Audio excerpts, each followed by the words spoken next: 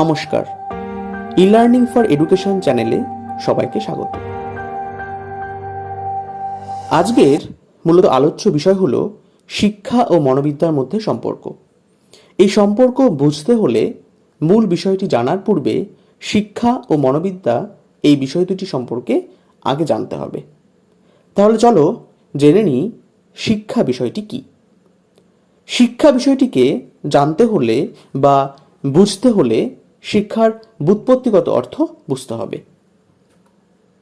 বর্তমানে বহুল ব্যবহৃত শিক্ষা শব্দের ব্যুৎপত্তিগত অর্থ অনুসন্ধান করতে গেলে দেখা যায় এই শব্দটি এসেছে সংস্কৃত শাস ধাতু থেকে। এর বহুবিধ অর্থ, যেমন শাসন করা, শৃঙ্খলিত করা, নিয়ন্ত্রিত করা, প্রশিক্ষণ দেওয়া বা নির্দেশনা দেওয়া। অর্থাৎ বাংলা ভাষায় যেখানে শিক্ষা শব্দটি ব্যবহার করা হয় সেখানে সেটিকে তার ব্যুৎপত্তিগত অর্থে শিক্ষণের কৌশলকেই ইঙ্গিত করা হয়। আবার অনেক সময় বাংলা ভাষায় শিক্ষার সমার্থক শব্দ হিসাবে বিদ্যা গ্রহণ বা আহরণ কথাটিও ব্যবহার করা হয়ে থাকে। অর্থাৎ এই বিদ্যা শব্দটিও সংস্কৃত বিদ ধাতুরূপ থেকে উদ্ভূত, যার অর্থ হলো জানা বা জ্ঞান আহরণ করা। সুতরাং এই শব্দটি ব্যবহার করেও সেই একই জ্ঞান আহরণের ক্রিয়ার বা কৌশলের কথাই বলা হয়। আবার অন্যদিকে অন্যভাবে শিক্ষা শব্দের ইংরাজি প্রতিশব্দ হলো এডুকেশন। এই এডুকেশন শব্দটির ব্যুৎপত্তিগত অর্থ করতে গিয়ে ভাষাবিদগণ তিনটি বা কোথাও চারটি ভিন্ন ভিন্ন ল্যাটিন উৎস শব্দের আশ্রয় নিয়েছেন। এবার এই চারটি ভিন্ন ভিন্ন ল্যাটিন শব্দের উল্লেখ করা যাক। 1 নম্বর, এডুকেয়ার, যার অর্থ হলো লালন পালন করা বা প্রতিপালন করা বা পরিচর্যা করা, to bring up or to nourish. অর্থাৎ এই অর্থে শিক্ষা হলো শিশু বা অপরিণত ব্যক্তিকে যথাযোগ্য যত্নের মাধ্যমে জীবনের পরিণতির পথে এগিয়ে নিয়ে যাওয়ার পন্থা বা তাকে জীবনযাপনের উপযোগী কৌশল ও দক্ষতা অর্জনে সহায়তা করার প্রক্রিয়া। 2 নম্বর, এডুসেয়ার, যার অর্থ হলো নিষ্কাশন করা বা ভেতর থেকে বাইরে বের করে আনা, two draw out or two manifest. অর্থাৎ এই অর্থে শিক্ষা হলো শিশুর অন্তর্নিহিত সুপ্ত সম্ভাবনাগুলিকে পরিস্ফুটিত করার প্রক্রিয়া। 3 নম্বর, এডুকেটাম, যার অর্থ হলো শিক্ষাদান বা নির্দেশনা দানের প্রক্রিয়া, act of teaching or instruction. অর্থাৎ এই অর্থে শিক্ষা বলতে বোঝায় শিক্ষক বা নির্দেশকের কাজ। 4 নম্বর, এডুকো, যার অর্থ হলো ভেতর থেকে বাইরে বের করে আনা, টু লিডিং আউট। অর্থাৎ এই অর্থে শিক্ষা হলো শিশুর সম্ভাবনাগুলিকে প্রকাশে সাহায্য করা। সুতরাং অবশেষে শিক্ষাকে উপরিউক্ত ব্যুৎপত্তিগত দিক থেকে বিচার করলে বা পর্যালোচনা করলে শিক্ষা শব্দটির যে সকল অর্থ পরিস্ফুটিত হয় বা শিক্ষা শব্দটি দ্বারা যেসব কাজ সম্পন্ন হয়ে থাকে সেগুলো কি? সেগুলো হলো 1 নম্বর, প্রতিপালন করা, অ্যাক্ট অফ ব্রিঙ্গিং আপ। 2 নম্বর, পরিচর্যা করা, অ্যাক্ট অফ নারিশিং। 3 নম্বর, নিষ্কাশন করা, অ্যাক্ট অফ এক্সট্রাক্টিং। 4 নম্বর, বিকাশ সাধন করা, অ্যাক্ট অফ ড্রয়িং আউট। 5 নম্বর, প্রশিক্ষণ দেওয়া, অ্যাক্ট অফ ট্রেনিং। এবং 6 নম্বর, বাইরে নিয়ে আসা, অ্যাক্ট অফ লিডিং আউট। এবার মনোবিদ্যা সম্পর্কে জানতে হবে। মনোবিদ্যা সম্পর্কে জানার পূর্বে একটা গুরুত্বপূর্ণ তথ্য তোমাদের জানাতে চাই। সেটা হলো মনোবিদ্যা সম্পর্কে প্রথম যে ধারণা দেন তিনি হলেন প্রাচীন গ্রিক দার্শনিক অ্যারিস্টটল, যাকে মনোবিদ্যার আদি প্রণেতা বলা হয়। তিনি তার রচিত ডি অ্যানিমা নামক গ্রন্থে মনোবিদ্যাকে পৃথক বিজ্ঞান হিসেবে স্বীকৃতি দেন। এবার মূল বিষয়ে চলে যাই। শিক্ষার মতো মনোবিদ্যা সম্পর্কে জানতে হলে মনোবিদ্যার ব্যুৎপত্তিগত অর্থ জানা আবশ্যক। মনোবিদ্যার ইংরাজি প্রতিশব্দ হলো সাইকোলজি। গ্রিক শব্দ সাইকি এবং লোগস এই শব্দযুগল থেকে সাইকোলজি উদ্ভূত হয়েছে। সাইকি, যার অর্থ হলো আত্মা, এবং লোগস, যার অর্থ হলো বিজ্ঞান। অর্থাৎ সাইকোলজি শব্দের অর্থ হলো আত্মার অনুশীলনকারী বিজ্ঞান। Psychology is the science of soul, যা প্রাচীন দার্শনিকগণের ধারণা অনুযায়ী মনোবিদ্যা ছিল। পরবর্তীকালে দেকার্তে সমস্ত জগৎকে দুভাগে ভাগ করেন। তার নাম দেন এক জড়জগৎ এবং মন জগৎ। তার এই মতবাদকে দ্বৈতবাদ বলা হয়। দেকার্তের মতে মনোবিদ্যার বিষয়বস্তু হলো মন। তার কাজ হবে মনের বিভিন্ন ক্রিয়ার অনুশীলন করা, অর্থাৎ মনোবিদ্যা হলো মনের বিজ্ঞান। Psychology is the science of mind. মনোবিদ হবডিং এই একই কথা বলে থাকেন যে মনোবিজ্ঞান হলো মনের বিজ্ঞান। এরপর মধ্যযুগীয় দার্শনিকদের মধ্যে অন্যতম উইলিয়াম জেমস 19বিংশ শতাব্দীর শেষের দিকে বলেন যে মনোবিদ্যা হলো চেতনার অনুশীলনকারী বিজ্ঞান। Psychology is the science of consciousness. পরবর্তী সময়ে 1908 খ্রিস্টাব্দে মনোবিদ ওয়াটসন আচরণবাদের প্রবর্তন করেন এবং সেই থেকে মনোবিদ্যা আরেকটি মতবাদে প্রকাশিত হয় এবং তিনি উইলিয়াম ম্যাকডোগালের মতো বলেন মনোবিদ্যা হলো মানুষের আচরণ অনুশীলনকারী বিজ্ঞান। Psychology is the science of behaviour. পরবর্তীকালে আরও এক আচরণবাদী মনোবিদ উডওয়ার্থ বলেন পারিপার্শ্বিকের প্রেক্ষিতে ক্রিয়াকলাপের বিজ্ঞান হলো মনোবিজ্ঞান। Psychology is the science of activities in relation to his environment. আচরণবাদীদের আরও অন্যান্য অনেক আচরণবাদীরা মনোবিদ্যা সংজ্ঞা দিয়েছেন। আচরণবাদীদের সেই সমস্ত বক্তব্যগুলিকে একত্রিত করে বিশ্লেষণ করে সার্বিক সংজ্ঞা দেওয়া যায়। মনোবিজ্ঞান জীবের আচরণ সম্বন্ধীয় বিষয়নিষ্ঠ বিজ্ঞান, যা জীবের আচরণের ভিত্তিতে মানসিক প্রতিক্রিয়া বিশ্লেষণ, শ্রেণীবিভাগ, গতিপ্রকৃতি, নিয়ম, কারণ ও পরিমাণ নির্ণয় ও ব্যাখ্যা করে এবং মানসিক প্রক্রিয়ার সঙ্গে যুক্ত বিভিন্ন দেহগত প্রক্রিয়াগুলিকে ব্যাখ্যা করে। বর্তমানে মনোবিদ্যার সর্বাধুনিক সংজ্ঞা হলো মনোবিদ্যা হলো অভিযোজন প্রক্রিয়ার অনুশীলনের বিজ্ঞান। তাহলে মনোবিদ্যার অর্থের বিবর্তনকে আমরা নিচের ছকের মাধ্যমে বোঝার চেষ্টা করতে পারি। 1. আত্মার বিজ্ঞান, সায়েন্স অফ সোল। 2. মনের বিজ্ঞান, সায়েন্স অফ মাইন্ড। 3. চেতনার বিজ্ঞান, সায়েন্স অফ কনসিয়াসনেস। 4. আচরণের বিজ্ঞান, সায়েন্স অফ বিহেভিয়ার। 5. অভিযোজন প্রক্রিয়া অনুশীলনের বিজ্ঞান বা অভিযোজনের বিজ্ঞান, সায়েন্স অফ অ্যাডজাস্টমেন্ট। এতক্ষণ ধরে শিক্ষা ও মনোবিদ্যা সম্পর্কে জানা হলো। এবার মূল আলোচ্য বিষয় সম্পর্কে জানা যাক। মূল আলোচ্য বিষয় হলো শিক্ষা ও মনোবিদ্যার মধ্যে সম্পর্ক। শিক্ষা ও মনোবিদ্যা পরস্পর এক নিবিড় সম্পর্কের বন্ধনে আবদ্ধ।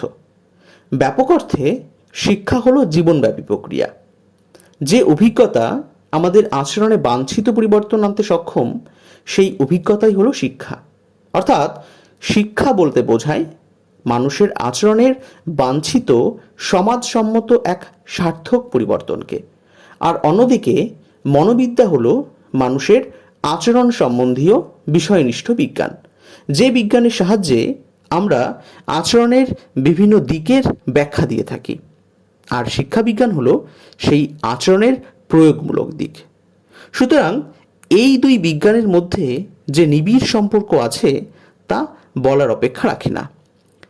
এই সম্পর্কের স্বরূপ প্রকাশ করতে হলে বিশদ আলোচনা করা প্রয়োজন। আলোচনার সুবিধার জন্য আমরা বিষয়বস্তুকে দুটো দিক থেকে বিবেচনা করতে পারি। প্রকৃতপক্ষে মনোবিদ্যা শিক্ষা বিজ্ঞানকে নানা দিক থেকে প্রভাবিত করেছে। বিজ্ঞানের অন্য কোনো ক্ষেত্রে এত বেশি পারস্পরিক সম্পর্ক দেখা যায় না। এই প্রভাবের ক্ষেত্র দুটি, 1 তাত্ত্বিক দিক এবং 2 ব্যবহারিক দিক।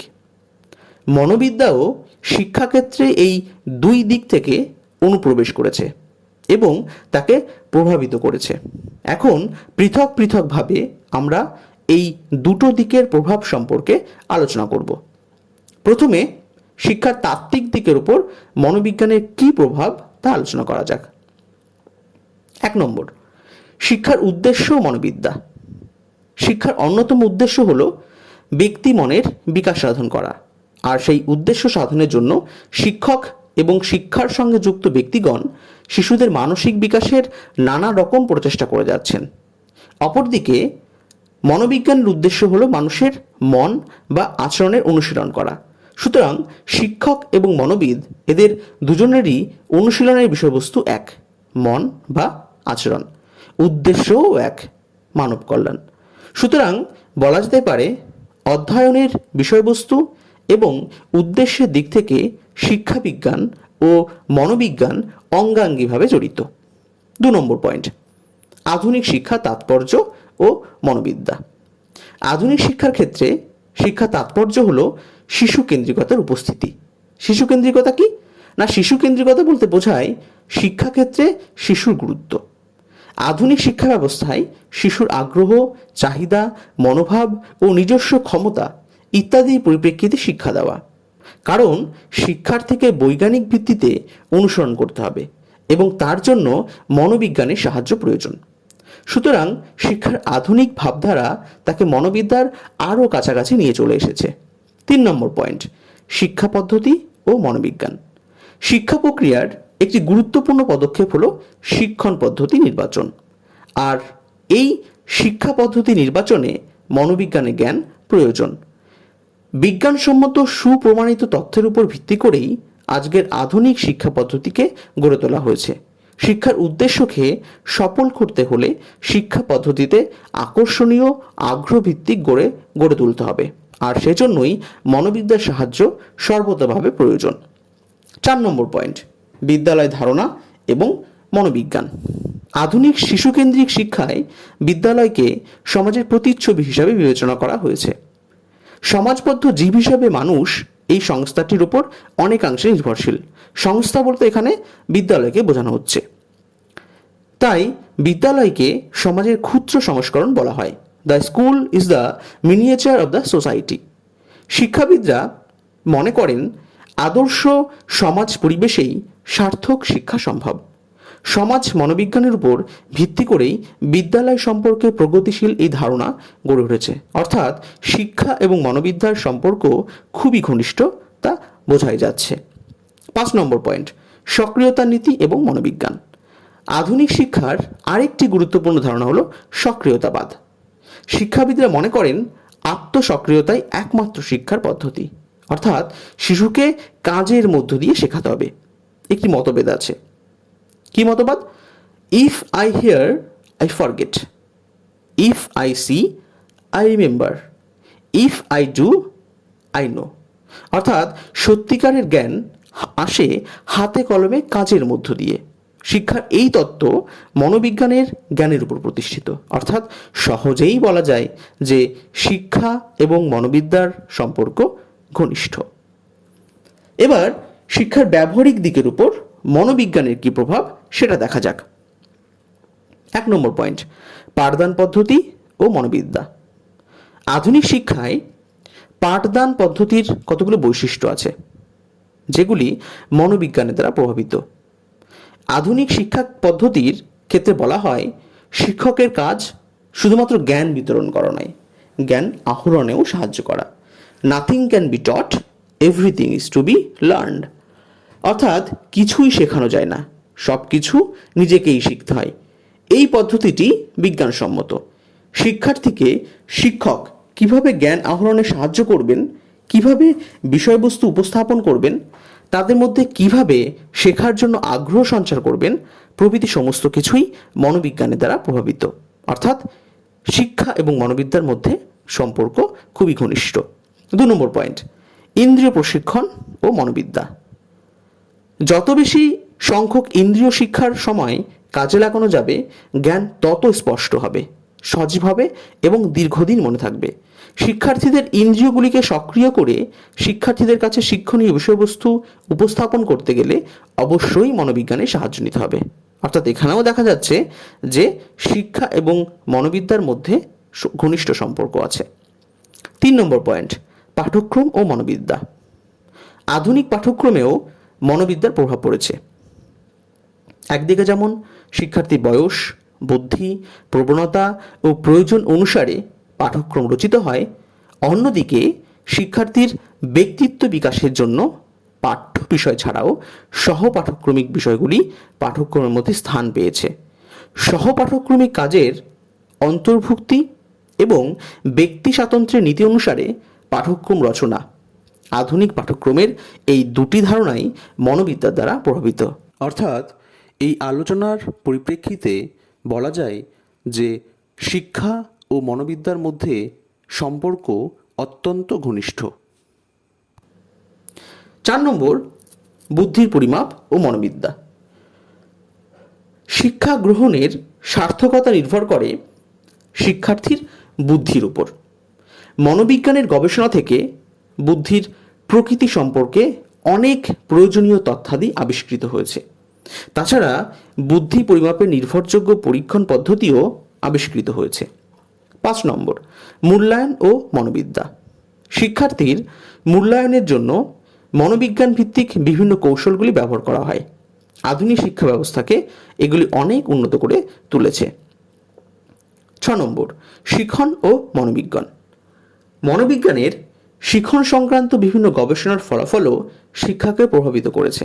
শিখনের প্রকৃতি, শিখনের তত্ত্ব, শিখনের বিভিন্ন শর্ত, শিখনের সূত্র ইত্যাদি সম্পর্কে তথ্য আজ সমগ্র শিক্ষা ব্যবস্থাকে পরিমার্জিত করে নতুন রূপ দিয়েছে। এই সমস্ত পয়েন্টগুলি ছাড়াও আরও এমন অনেক পয়েন্ট আছে যেগুলি থেকে বোঝা যায় যে শিক্ষা ও মনোবিদ্যার মধ্যে ঘনিষ্ঠ সম্পর্ক আছে।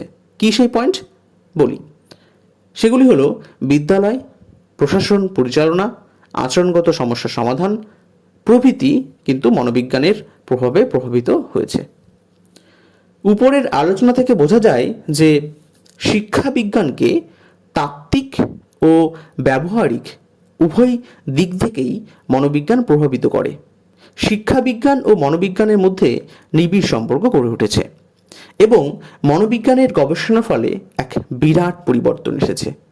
শিখন প্রক্রিয়া, স্মরণক্রিয়া, মনোযোগ, বুদ্ধি, ব্যক্তিগত বৈষম্য, বংশধারা, ব্যক্তিসত্তা ইত্যাদি সম্পর্কে মনোবিজ্ঞান যে আলোকপাত করেছে তা পূর্বের ধারণার আমূল পরিবর্তন ঘটিয়েছে। শিক্ষার পদ্ধতি, পাঠ্যক্রম, বিদ্যালয় পরিচালনা, শিশুর আচরণগত সমস্যা ইত্যাদিও মনোবিজ্ঞানের জ্ঞানের দ্বারা প্রভাবিত। তাই খুব সহজেই বলা যায় শিক্ষা এবং মনোবিদ্যা ঘনিষ্ঠভাবে সম্পর্কিত।